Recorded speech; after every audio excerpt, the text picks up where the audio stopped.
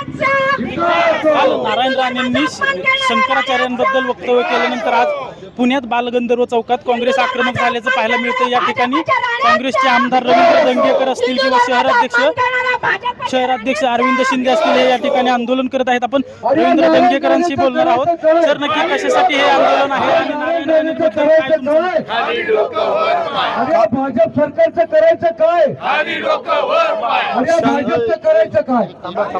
ह्या शंकराचार्यांचा अपमान करणाऱ्या नारायण राणेचा निषेध करण्यासाठी आम्ही इकडे जमलेलो आहोत। शंकराचार्यांनी मनोगत व्यक्त केलं की जे मंदिर अर्धवट आहे आणि ज्या हिंदू शास्त्राप्रमाणे अर्धवट मंदिराचं उद्घाटन करणं योग्य नाही, हे त्यांचं हिंदू शास्त्राप्रमाणे त्यांचं मत आहे। पण नारायण राणेसारखा गलिच्छ राजकारण करणाऱ्या त्याची मुलं आणि तो ज्या पद्धतीने शंकराचार्यांवर टीका करतो, हिंदू धर्मावर टीका करतो, हे भाजपला कसं सहन होतं? आणि ज्या पद्धतीनं आजच्या 22 तारखेला होणाऱ्या राम मंदिराच्या उद्घाटनाला इव्हेंट म्हणून भारतीय जनता पार्टीने हायजॅक केलं।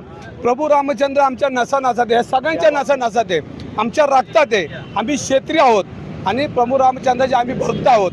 रोज आम्ही प्रभू रामचंद्राची सेवा करतो, पूजा करतो आणि अशा वेळेला या देशवासियांचं असलेलं श्रद्धास्थान भाजप ज्या पद्धतीनं हायजॅक करतं, इव्हेंट करतं, त्याचा निषेध करण्यासाठी आम्ही या ठिकाणी उभा आहे।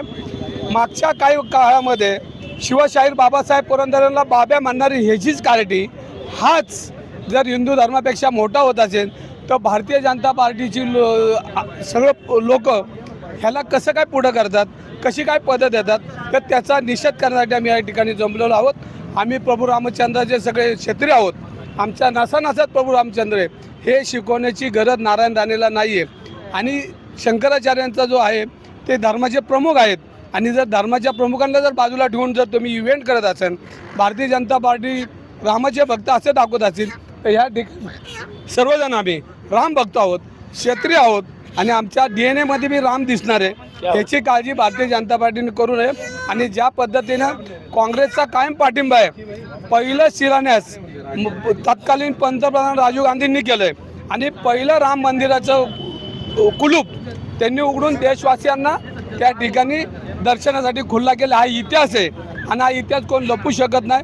पण ज्या पद्धतीनं हे देशामध्ये भाकरीवर राजकारण करायचं सोडून धर्मावर राजकारण चालू आहे, हे राजकारण थांबून भाकरीवर राजकारण भारतीय जनता पार्टीने केलं पाहिजे।